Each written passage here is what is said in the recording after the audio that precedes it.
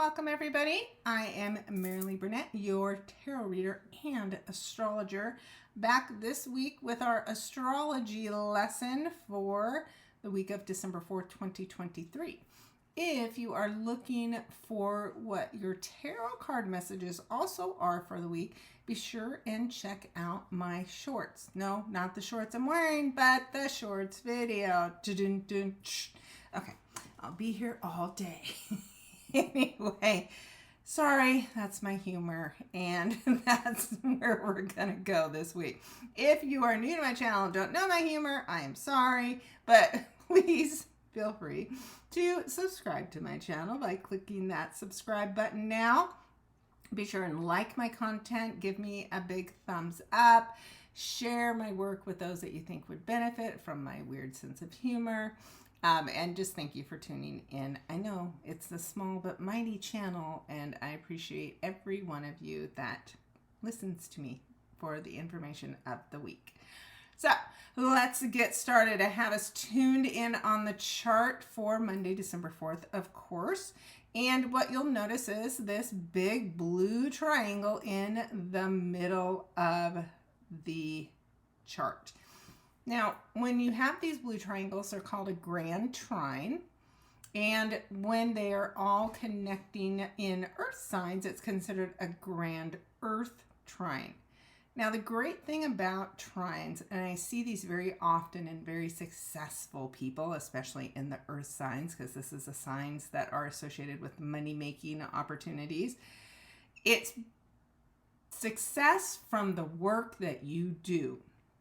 So you have this Mercury energy in Capricorn, again, hardworking, successful sign.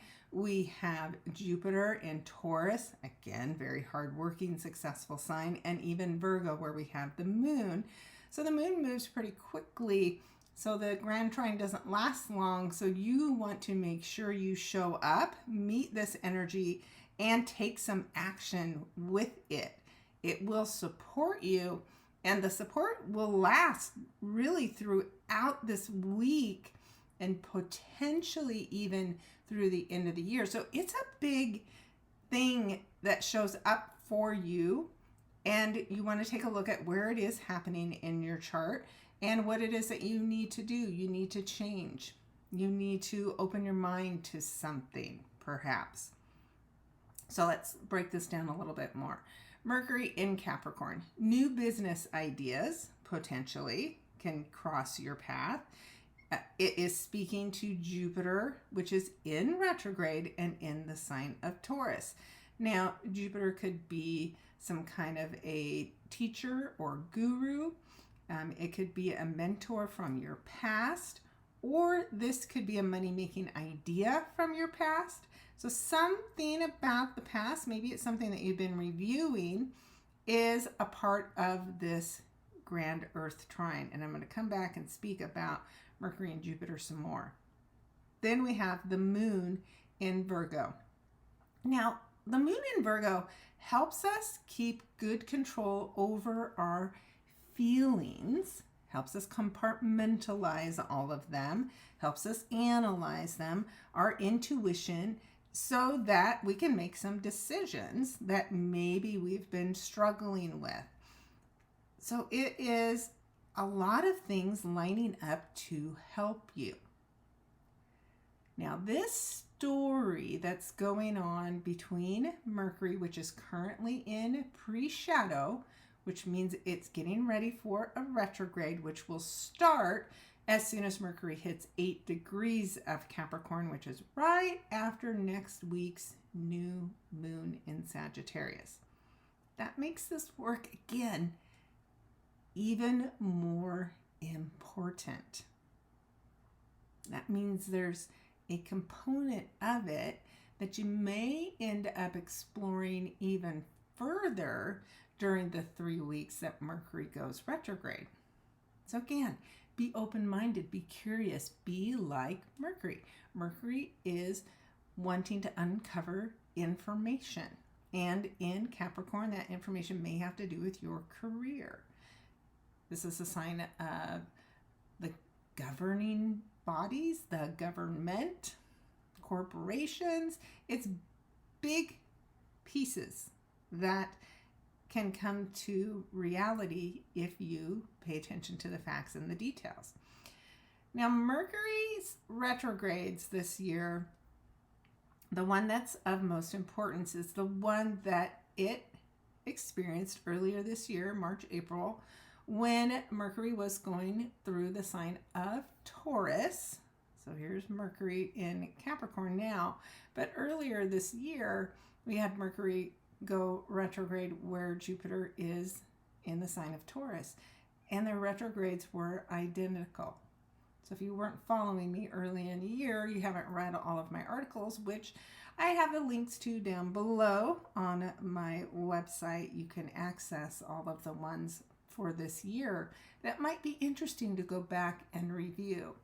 But earlier in the year, Mercury went retrograde through the sign of Taurus at the same degrees that Jupiter is now retrograding through and is almost done. Mercury's the little bits and pieces of information.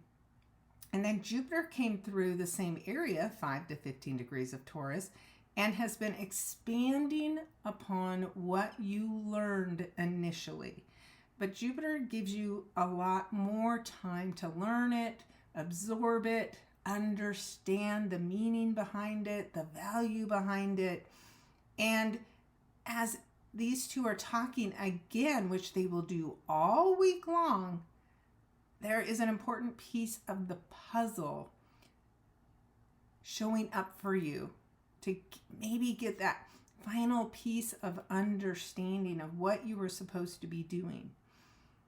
Now, what's interesting again about this 5-degree point of Taurus is that is where we had the full moon lunar eclipse at the end of October.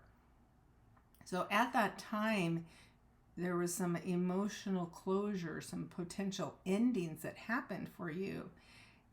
And as a result of letting that go, there could be some kind of a reward coming up for you as these two talk this week. So this is so important that you show up and you take action. Yes, astrology can make things happen, right? But your free will is what makes the things happen. It's how you react, how you interact with this energy that's so important. And this is an opportunity that you do not want to let pass by. So all week long, you have some serious, which is Capricorn energy, thinking to do with Mercury in the sign of Capricorn. And on this day in particular, with that moon in Virgo, you want to tune into your intuition because it is also going to help guide you. Now, if you want to connect to this, I would suggest getting out in nature and connecting with the earth. Now, if the weather does not permit that for you, there's a couple different ways you can connect. Of course, you can work with crystals. You can wear earthy colors like the browns and the greens and set the intention that as I wear this color, I am connecting to the earth. You can work in earth like a plant. Maybe you have herbs inside. Just connect literally with the earth and tune in and ask what you need to learn or know, or what action do you need to take. All right, so that's pretty exciting. Some energy that we've been working on since the weekend has been Venus finishing up her time in her home sign of Libra, which has been highlighting justice. It is highlighting women and children. It is highlighting relationships and imbalances and boundaries. And as Venus finishes this work, she's been having a difficult conversation with Pluto here in Capricorn. It is moving forward. It will be finishing up its time in Capricorn in January.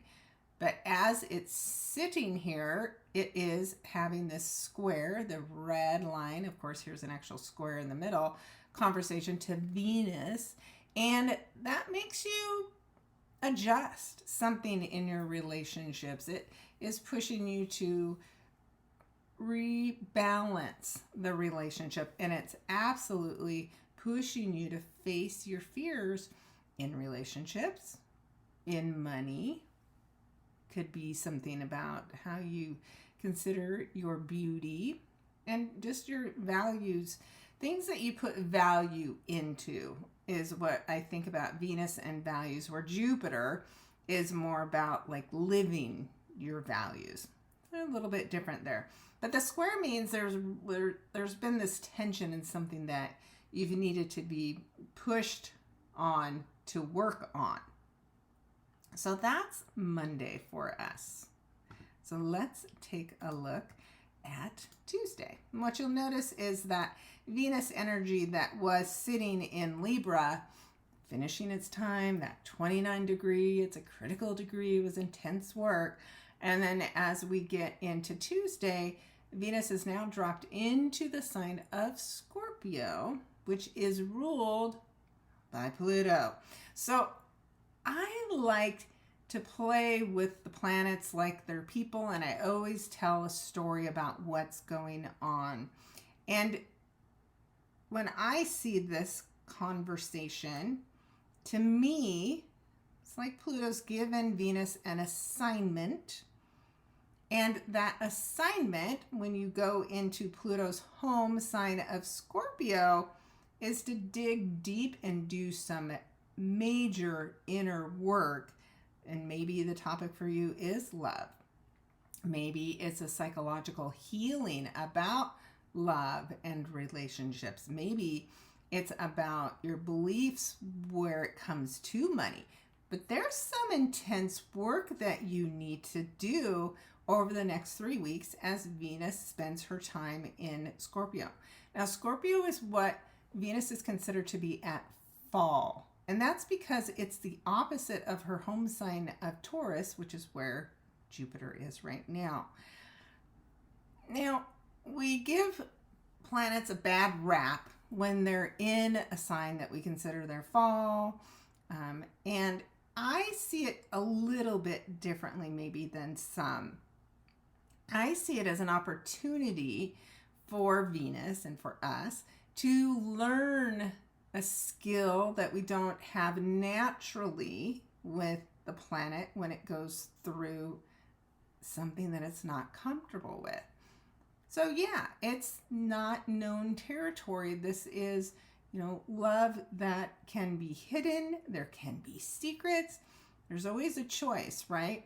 Am I going to hide from love, or am I going to face my fears when it comes to love, right? We have choices. So there is uncomfortable things that we need to deal with when Venus goes into Scorpio, and we have to show up and do the work. Helping Venus do the work as we move into Tuesday is her positive connection to Saturn. Saturn wants us to establish good boundaries in our relationships as it is moving forward here in the sign of Pisces. So it's a good time to look at that Saturn energy. What's the story been for you this year? What's the story that's continuing from 1994? Whatever that is for you, there's a new flavor to it when Venus joins the conversation. So that'll be important, and you'll feel maybe the heaviness of the lesson around Tuesday of this week. But in all these energies that we talk about in this movement, depending on how sensitive you are to the energy, you may feel it a couple days before, a couple days after. It's just definitely a very personal journey. The other thing that happens on Tuesday is that we are going to see Neptune end its retrograde, like Saturn, also in the sign of Pisces. Now, Neptune's a ruler of Pisces. When planets change direction, it stirs up a lot of excess energy.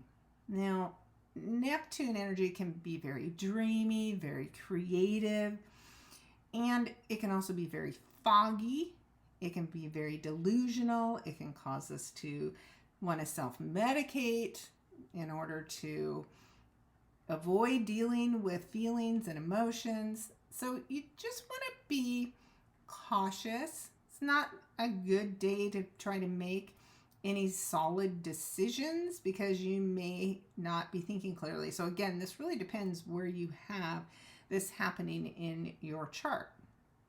For me, for example, it's in my 7th house. So I could delude myself into thinking I have met Prince Charming. And then when the fog clears, I see that he's actually just a frog. That's what you don't want to wake up to and realize, oh my God, he's a frog, not Prince Charming. So whatever it is for you, just know that you need to be careful and not get caught in a situation like that. But it is really good for daydreaming, for creating music and art, maybe for writing something that's much more creative or dream-like. And it's really good for doing dream work. So tune in and pay attention and see. Outer planets cause a lot more inner work. And especially when they're retrograde, there's this transition, and you just want to be aware that that's what's going on Tuesday. All right, let's take a look. What you'll see as we move into Wednesday is this Mercury energy in Capricorn is starting to get even closer with Jupiter. So their messaging with one another is getting stronger. And the closer they get, the stronger the message gets. So there is new intensity showing up each day as we move forward in the week with the lessons that Jupiter has and the information that Mercury has. Then as we get into Thursday, that's when the connection is exact. So this may be that big aha moment that you've been kind of sensing is coming to the surface all week. This might be the time where it finally breaks all the way through. Other big moments this week is the sun in Sagittarius, having a lot of fun. So is Mars. They're happy in fire signs and having a positive conversation with Chiron. Now, Chiron's a really interesting mythological character. If you ever have time that you want to just go do a little fun research, go look up the story of Chiron. Ultimately, the story in the sign of Aries is one of healing things that get in a way of our independence, of our self-confidence, of our drive, of our passion, of our motivation. So Chiron in retrograde is saying, hey, take a look at the situation from your past. Do you want to let it still hold you back? Or do you want to let the sun shine a light on what's possible, right? Because Sagittarius is that kind of sign. Look at what's possible. Look at where you could be moving forward, right? That arrow is not going backwards. That arrow is looking at where you can move forward, where you can grow. So there's a healing moment that is possible for you on Thursday that could really create major shifts for you. So again, a really important day on Thursday this week. Then as we get into the weekend, I talked to you earlier about the fact that, Venus is in this difficult place in the sign of Scorpio. And what she will end up doing is having this conversation that's an opposition. I always call these look like little barbells. But it's that push against each other. That's the opposition energy. And it will be there throughout the weekend, pretty much between Venus, and she'll be joined by the moon even. So this is a pretty intense day on Saturday. And then it will still continue with Venus exactly opposing Jupiter all the way until Sunday. Now, these are the two benefics of the zodiac. So even though they're having a tense conversation, it's not an overwhelming conversation. But what it can do is cause us to maybe overindulge in certain areas because we're feeling so much between these two. But the message of, Jupiter in Taurus, the sign that Venus rules, right? Jupiter is in her sign and it is sharing a message with her. And again, to me, it goes back to, hey, there's work that you're supposed to be doing. And remember your values, right? Remember what's supposed to matter to you. And if it really does matter to you, then you should be comfortable doing this work. You should be comfortable making this big transformation happen for you. So I always talk about Taurus energy is all the physical things that are stimulated by the senses. We can physically grasp them. But Scorpio things are not like that, right? They're all the things that are hidden beneath the surface. Emotions, right? We can't see an emotion, but we feel it. We know it exists. We have an experience with it. So how can you bring into balance, which is what oppositions want, your needs in the physical world and your needs in the non-physical, right? The spiritual realm, the emotional realm. How can you not worry about only pursuing gaining more material things and realizing that they don't mean anything if there's no purpose in your life? So it's a pretty deep conversation, but one of major value to you if you show up, do the work, and bring these two areas back into balance in your life. So that work goes on all weekend, along with the opportunity, again, for Mercury and Jupiter to continue their conversation. And then as we get into next week, they will start to separate. But what's nice on Saturday and Sunday is, I mentioned the moon will be speaking with Venus. It'll be connecting to Venus on Saturday. And as they're connecting, this is a really feel good, intense energy. They are also speaking in harmony with Mercury. Mercury with Venus is loving conversations, but they're serious in nature. So there could be some big relationship changes as a result of these conversations, something that moves relationships to a more serious nature. That could be business or it could be personal, but there's something important about the conversations that you're having this weekend that have a lot to do with love and money and feelings and facing fear, right? Maybe this conversation is something that you've been afraid to have, but with this energy on Saturday, you feel empowered to have it anyway. Mercury in Capricorn is not emotionally expressive, right? It's more about the facts and the figures, and this is how it's going to be, and you are a voice of authority when Mercury is in Capricorn. And then keep in mind, this is right as Mercury is getting ready to slow down and go retrograde. So maybe you think you've made your mind up about something. Maybe somebody will give you another idea to consider, and you'll spend the next 3 weeks with Mercury retrograde actually considering it.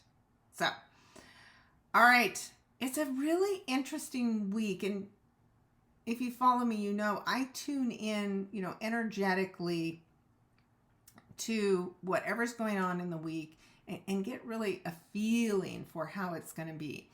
Now, it is definitely something where you have to pause. It's not a week where you can rush through it.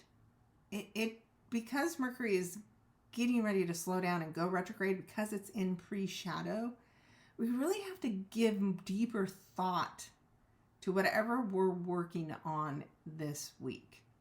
So I hope it is a really good, positive, healing week for you. If you want to know more, if you want more insight, I still have my amazing Black Friday special out there for you, which is a huge discount on my 1-hour sessions. I also have an extremely steep discount on my hypnosis session. So if you're really tired of being stuck, that's what hypnosis is known for. It's helping you release the past and paint the picture for the future that you actually want to have. So take a look at those. The link will be down below. All right. As I choke,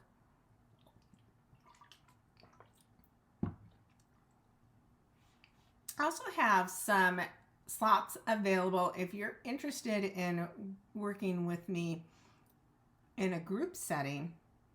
The Sip and Stars group is so fun. It is just like a small little fun family.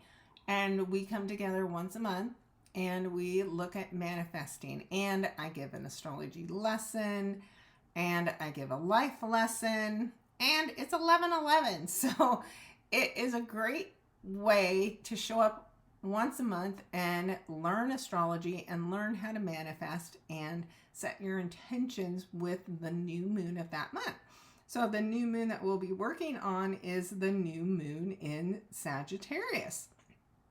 And it's a pretty good one. So come join us. We will actually, as I have it pulled up here, almost exactly at the time, on December 9th is our new moon in Sagittarius Sip and Stars group that will meet Saturday at 10. So you can join a one-time, or you can sign up and join the series and join us every month. But it's really great. So I hope some of you that are listening will give it a try. And you can bring a friend for free. So then you can split it and it's like $5. So 90 minutes, it's worth it. All right, everybody, thank you for tuning in. Again, thank you for subscribing, liking, commenting, sharing my work. And later, I will have all of the tarot cards up with the messages for this week as well, so you can get a little bit more insight onto what your journey will look like this week. All right, thanks, everybody. I will talk to you all next week.